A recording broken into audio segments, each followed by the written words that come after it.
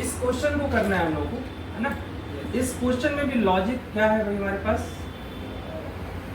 5 रो 5 column, है ना, 5 रोज और 5 कॉलम।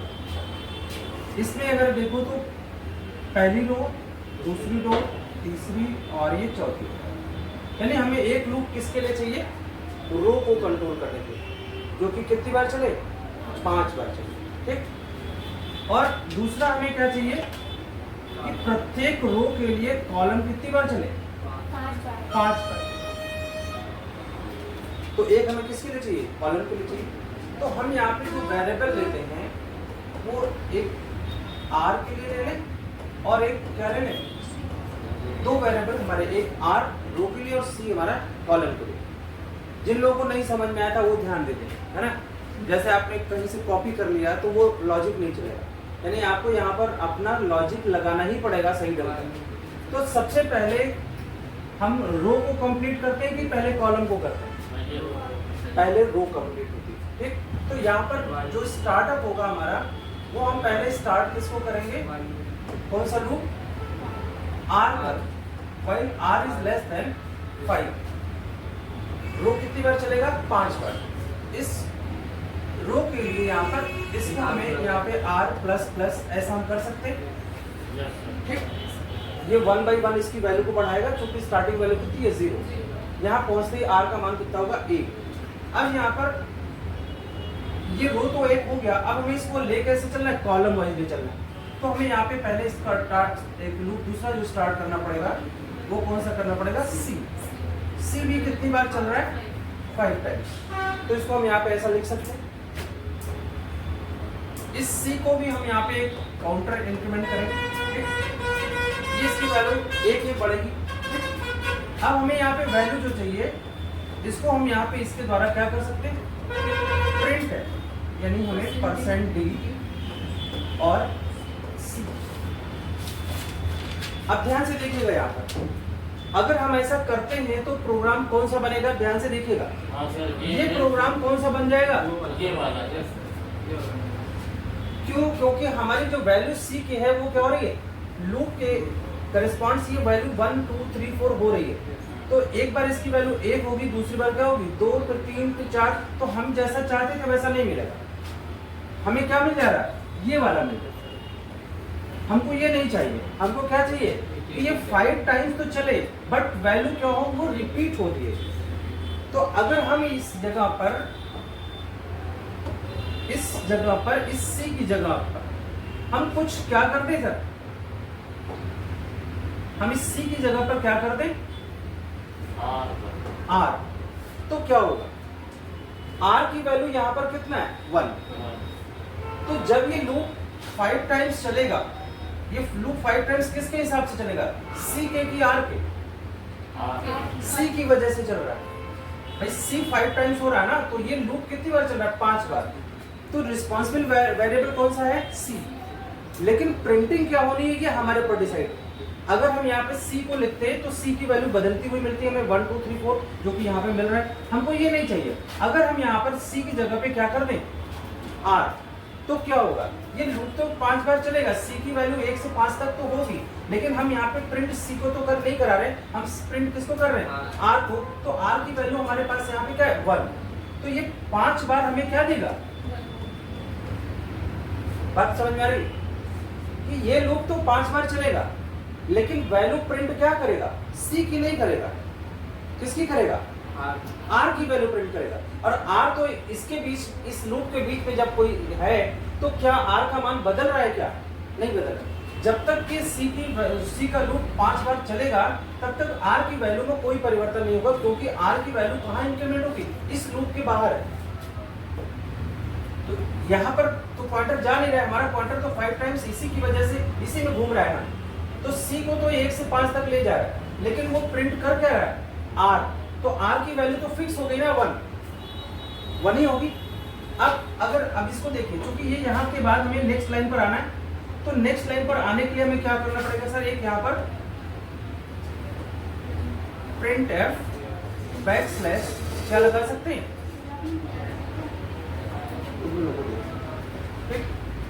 यहाँ पर हमने प्रिंट बैकस्लैश है, तो क्या होगा, लाइन अब क्या होगी, चेंज हो जाएगी।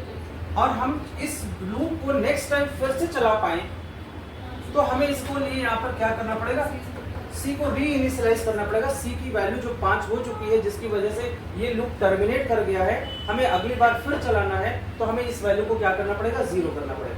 फर्स्ट टाइम क्यों चल गया था, क्योंकि हमने इसकी वैल्यू क्या रखा था, 0 दे दिया। अब इसकी वजह से यहाँ पर ये वाला लूप तो यहाँ कंप्लीट हो गया। अब ये आर वाला लूप जो है हमें इसको यहाँ पे कंप्लीट करना है, ठीक। तो ये एक लूप कंप्लीट हो गया यहाँ पर, दूसरा लूप कहाँ हो गया, यहाँ पर। अब इसके बाद लास्ट वाला जो पॉइंट आएगा वो हमारा इस तरीके से हो जाएगा, और ये हमारा जो फाइनल लूप है वो यहाँ पर रहेगा, मेन वाला। तो यहाँ पे कितने लूप बन रहे हैं, एक तो मेन का हो गया, मेन तो रहेगा ही रहेगा, 2 लूप और बन रहा है। तो हमारा कौन सा, एक आर का और एक सी का। पॉइंट को समझ लीजिएगा, अगर नहीं आता है तो फिर से पूछ लीजिए।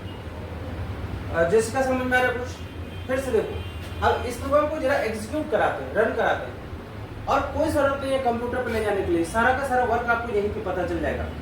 अगर हम इस चीज को यहाँ पर देखें, इस प्रोग्राम को मैं जरा सा यहाँ पे क्लैरिफाई कर दूं, यहाँ पे जरा सा ये इस चीज को, इसको मैं हटा देता हूँ। देखो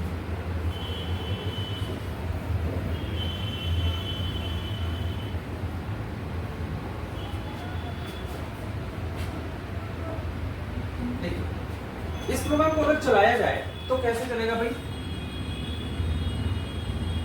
इरेजर लीजिए, इरेजर तो चलेगा, बट हाथ से भी हम कर सकते हैं इसको। देखते हैं जरा,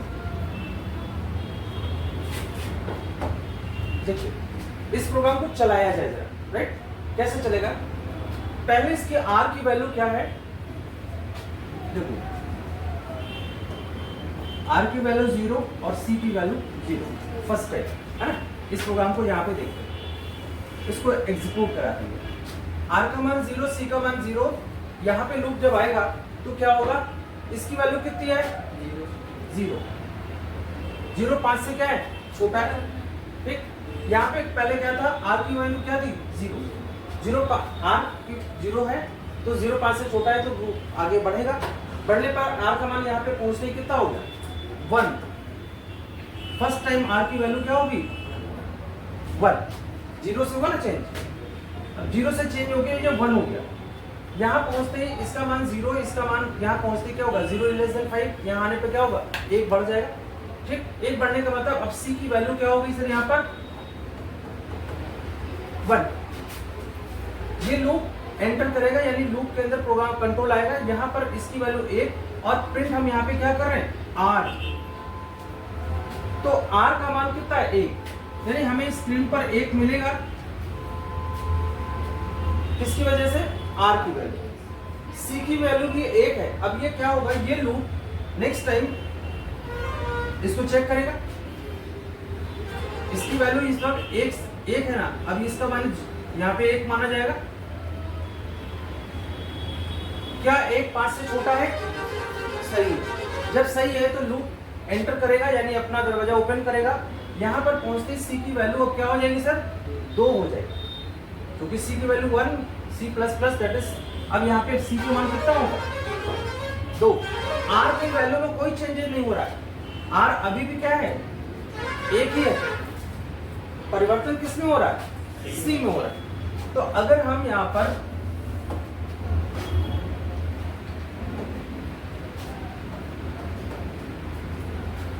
इस जगह पर देखें, इसका मान हो गया 2, यहाँ पे जाएगा, प्रिंट क्या कर रहा है, अभी भी आर ही कर रहा है, तो आर की वैल्यू अभी भी कितनी है,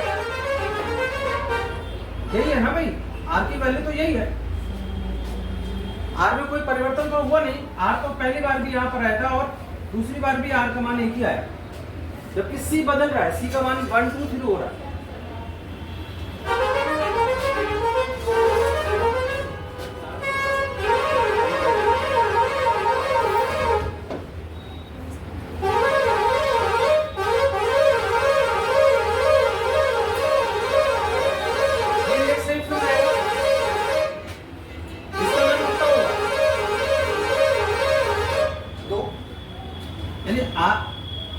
ये सी अभी भी क्या है, एक, जबकि सॉरी आर एक है और सी का मान कितना हो चुका है, 3। जब 3 हुआ है तो यहाँ फिर प्रिंट क्या कर रहा है, आर ही तो कर रहा है, तो आर फिर कितना प्रिंट करेगा, एक। आर की वैल्यू तो चेंज हो नहीं रही है, चेंज किसकी हो रही है, सी की वैल्यू हो रही है। तो और प्रिंटिंग हम क्या कर रहे हैं, आर। तो आर प्रिंट जब भी होगा तो उसकी वैल्यू तो बदल नहीं रही, वो सेम वैल्यू रिपीट करेगा। ऐसा ही ये वैल्यू जब नेक्स्ट टाइम होगी तो इसका मान कितना होगा, 3।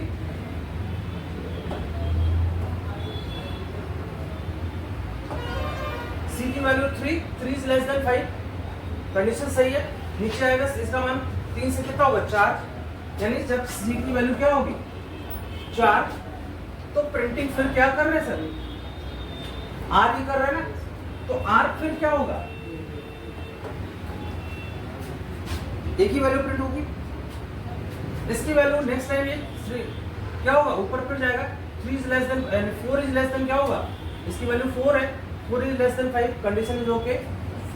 नीचे आएगा क्या होगा, 4 में 1 जुड़ जाएगा, 5 हो जाएगा, 5 टाइम, यानी जब सी की वैल्यू कितनी है, 5, तो प्रिंटिंग क्या हो रही है, आर। आर की वैल्यू अभी भी क्या है, 1 हो गया। यानी जब सी की वैल्यू 1 से लेके कहां तक चली है, 5 तक, तो आउटपुट हमें क्या मिल रहा है, 1 1 1 मिल रहा है, क्योंकि ये वैल्यू किसकी है, आर की वैल्यू। यानी सी के बदलने से आर की वैल्यू में कोई परिवर्तन नहीं हो रहा है, और चल कितनी रहा है, 5 बार, तो 5 टाइम्स हमको आर मिल जाएगा। अब नीचे देखिए, जब ये नेक्स्ट टाइम फिर जैसे ये 5 हो गया, तो 5 is not less than 5, condition becomes false, condition गलत हो गया। अब गलत हो गया तो ये कंट्रोल कहाँ जाएगा, अब ऊपर नहीं जाएगा, बल्कि नेक्स्ट टाइम पे आएगा। नेक्स्ट टाइम पे क्या मिल रहा है, प्रिंट एफ बैकस्लैश एन, यानी just it will change the line. जो यहाँ पे था कंट्रोल, वो कहाँ आ गया, नीचे आ गया। और सी की वैल्यू जो पहले कितनी थी, 5, अब वो फिर कितना होगा, 0। सर वो रिक्शा लेके आए, राजेंद्र आए, सर वो पर्ची पट्टी के बोल। फिर यहाँ पर सी की वैल्यू कितना हो गया, 0। अब ये नेक्स्ट टाइम यहाँ जाएगा फिर आर के पास, आर की वैल्यू पहले कितना था, 1 था ना, इसकी वजह से आर था ना 1 is less than 5, condition is okay. फिर नीचे आएगा, ये कितना होगा, 2 हो जाएगा, यहाँ कितना बन जाएगा, 2। नीचे आएगा, अब ये फिर इसकी वैल्यू कितनी है, 0।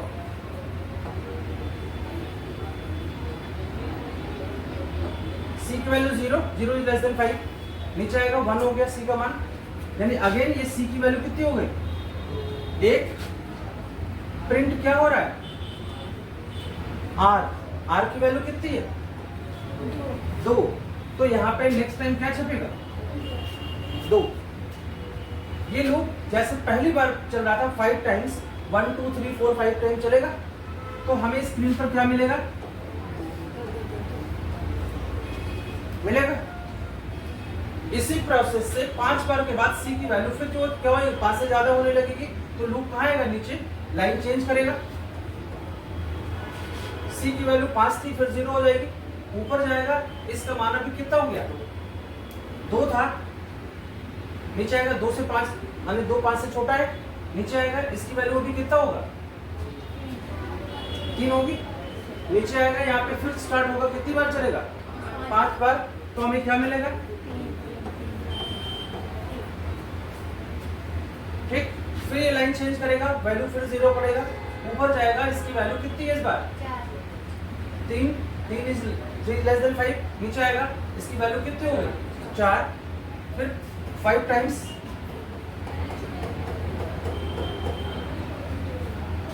समझ में आया कुछ, कितने लोगों को नहीं समझ में आया, अगर समझ में आया है तो अगला क्वेश्चन अगर कर पाएंगे, नहीं समझ में आया तो नहीं कर पाएंगे। क्या लॉजिक कुछ समझ में आई कि नहीं आया, यानी ये लूप। अब अगर ध्यान से देखो थोड़ी देर, आपको ये चीज समझ में आ गया कि नहीं, थोड़ा मैं आपको एक बार और कंफर्मेशन करता हूं, कैसे देखिए। इसी प्रोग्राम में इसी जगह पर देखिए, अगर मैं यहां पर एक ऐसा बना दूं, यानी जहां पे फॉर्मेट स्ट्रिंग लगाया था वेरिएबल ना करूं कुछ भी, तो क्या होगा?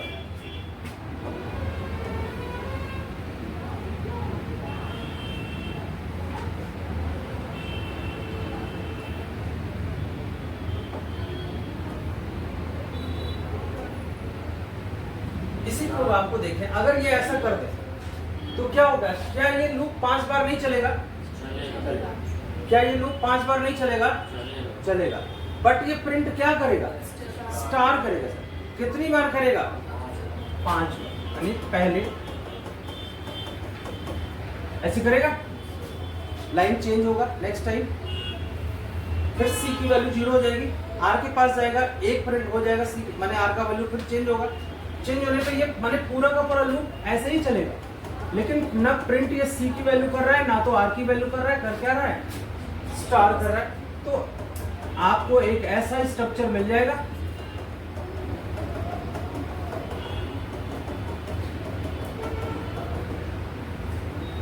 मिलेगा भी नहीं भाई। हम यहाँ पे वैल्यू कोई भी वेरिएबल का मान नहीं प्रिंट करा रहे, कांस्टेंट प्रिंट करा रहे। तो पैटर्न तो हमारा एक ही है ना, क्यों भी पीयूष बताओ? पैटर्न तो एक ही है ना, और हम यहाँ पर इस प्रकार का स्ट्रक्चर ले सकते। अगर हमें ऐसा स्ट्रक्चर बनाना हो तो क्या करेंगे?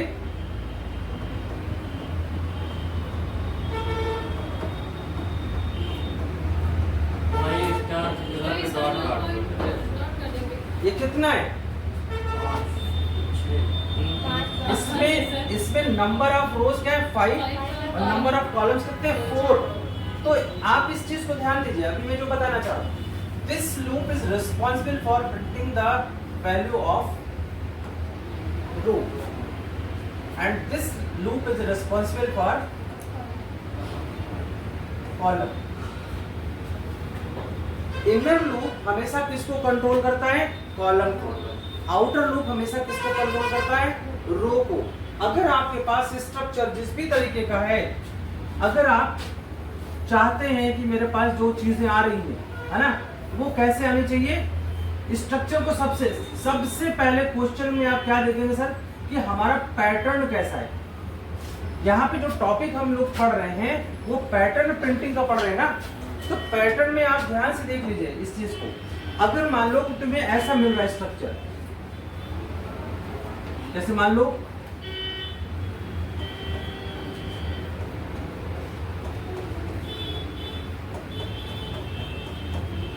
इसका मतलब ये कैसा स्ट्रक्चर ना? 2 रो और 3 कॉलम। नंबर ऑफ रोज कितनी है? 2। नंबर ऑफ कॉलम्स कितने हैं? अगर इसी को हम ऐसा बढ़ा दें तो कैसा बन जाएगी? 5 कॉलम और 2 रो। तो इस यहाँ पर इस लूप के अंदर इसको हम क्या कर दें?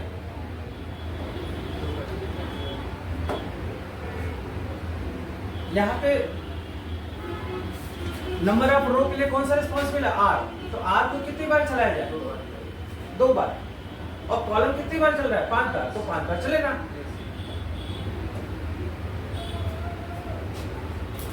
अगर हम इसी में क्वेश्चन में इसको ऐसा कुछ कर दें,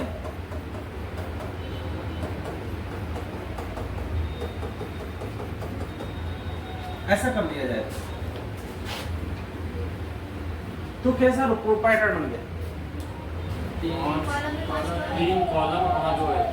3 कॉलम 5 रो, यानी और आपको पता है कि हमेशा जो है कंट्रोल यानी जो रो पहले होता है, और रो कितनी बार चल रही है? 5 बार। और कॉलम कितनी बार चल रहा है?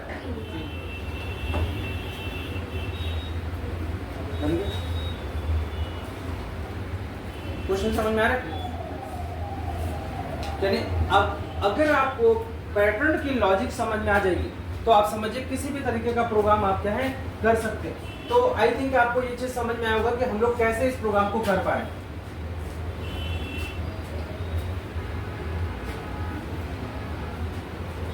इसे बना लीजिए।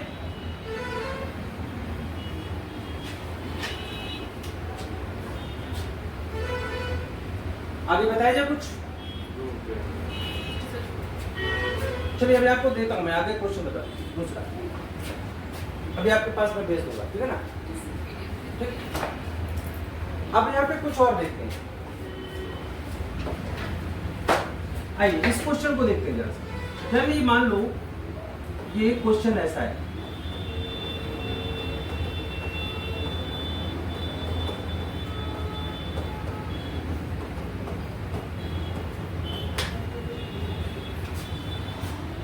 एक क्वेश्चन यार, ठीक?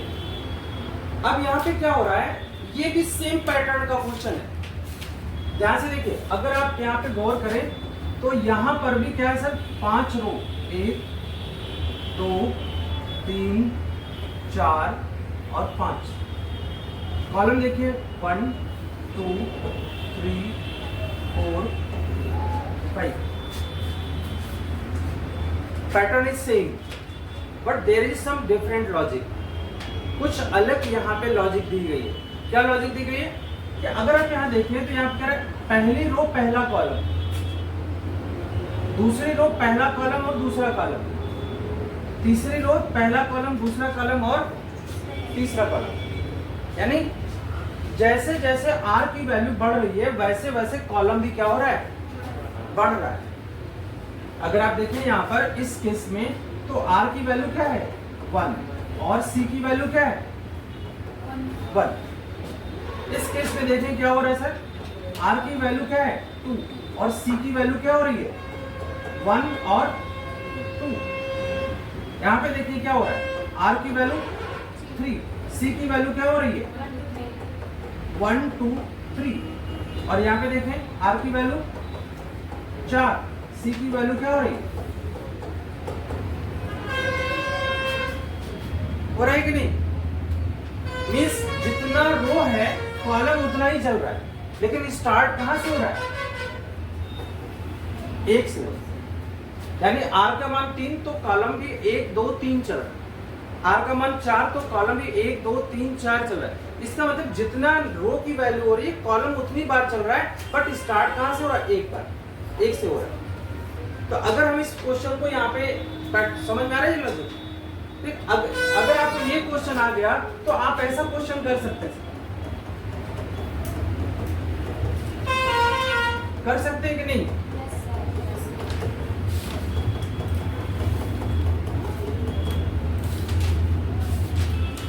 तो भाई अनुपम, जैसा ये होगा वैसे ही होगा, क्योंकि pattern is the same.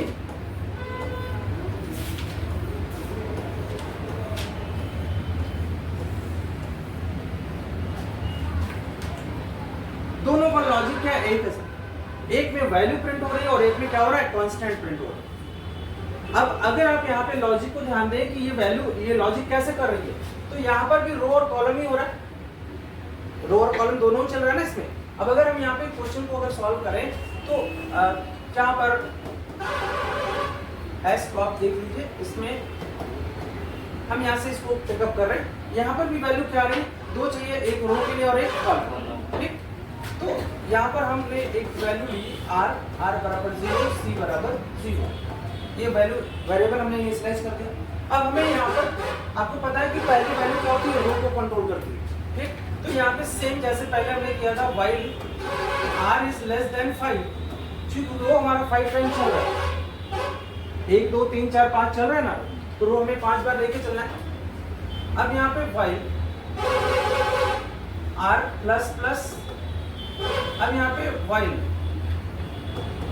c is less then, अब यहाँ पे एक पॉइंट आ गया कि हम यहाँ पर 5 बार नहीं ले जा रहे, यहाँ पर पहले 1 है, फिर 2 है, फिर 3 है, फिर 4 है, फिर 5 है ना। यानी ये वैल्यू डिपेंड कुछ अलग तरीके से कर रही है। ये वैल्यू किस पे डिपेंड कर रही है सर, r पर। r का मान 1 है तो कॉलम 1 बार चल रहा है, r का मान 2 है तो कॉलम 1 2 चल रहा है, r का मान 3 है तो कॉलम भी कितनी बार चल रहा है, 3 बार चल रहा है। तो हम यहाँ पे c को किसके साथ कंपेयर कर रहे हैं, r के साथ। ये c तब तक चलेगा जब तक ये r से क्या है, कम, ठीक। अब इसको सेम पैटर्न जैसे हम लोगों ने यहाँ पर इसको हम अभी आपको बता रहे हैं, ठीक है ना, ये वाला बता दें। वही कौन सा बताइए? जो बताइए। चाहे जो, इसका मतलब कि चीजें फॉलो हो रही है, राइट। यहाँ पे हमें फॉर्मेट स्ट्रिंग चाहिए होगा, यहाँ पे हमें कांस्टेंट चाहिए होगा। चलो इसको ही बता दो। ठीक, ये लूप कितनी बार चलेगा सर? जितना वैल्यू किसकी होगी? आर की। अगर आर की वैल्यू 1 होगी तो 1 बार चलेगा, आर की वैल्यू 2 होगी तो 2 बार चलेगा, 3 होगी तो 3 बार चलेगा। और प्रोसेस टाइम जब ये लूप कंप्लीट होगा तो हमें इसकी वैल्यू को क्या करना पड़ेगा? 0, और हमें लाइन को चेंज करना पड़ेगा।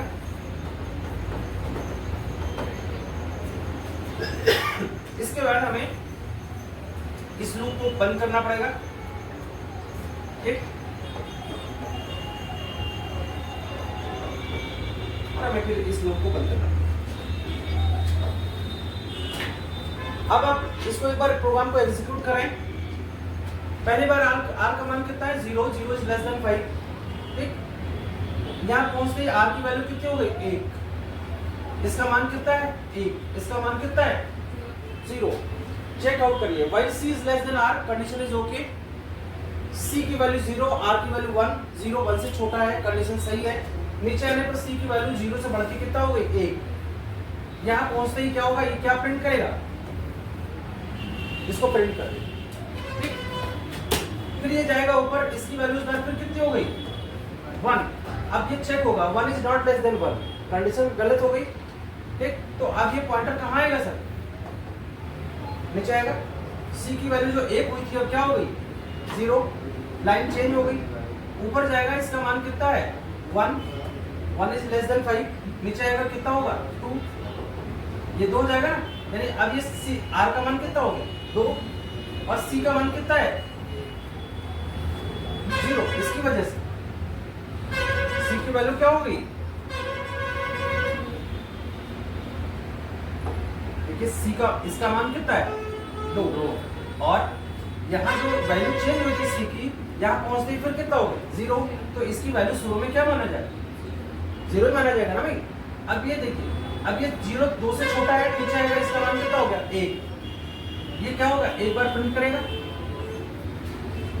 ये फिर ऊपर जाएगा, इसका मान 1 है, और अभी चलना कहाँ है? इसका 2 है, तो 1 2 से छोटा है, कंडीशन सही है। नीचे आएगा, इसका मान फिर कितना हो गया? 2। नेक्स्ट टाइम ये प्रिंट करेगा। ठीक, फिर अब ऊपर दोबारा जाएगा, इसकी वैल्यू भी कितनी हो गई? 2। अब 2 is not less than 2, condition become false. अब ये इसके अंदर नहीं जाएगा, यहाँ आएगा, तो जो वैल्यू 2 है वो फिर कितनी हो गई? 0, और लाइन चेंज हो गया। ऊपर फिर जाएगा, इसकी वैल्यू कितनी है? 2, 2 इज लेस देन 5। ठीक, नीचे आएगा, इसकी वैल्यू कितनी हो गई? 3, और हमारा ये जो सी था, सी कितना हो गया? 0, इसका मान 0 है, 0 इज लेस देन 3, कंडीशन सही है। नीचे आएगा, इसका मान 1, ये क्या प्रिंट करेगा? ये फिर ऊपर जाएगा, इसका मान कितना हो गया? 1, इसका मान है 3, 1 3 से छोटा है, फिर आएगा, ये प्रिंट करेगा, फिर ये प्रिंट करेगा। इन द सेम नेचर ये आपके सामने इस तरीके से प्रिंट करता जाएगा।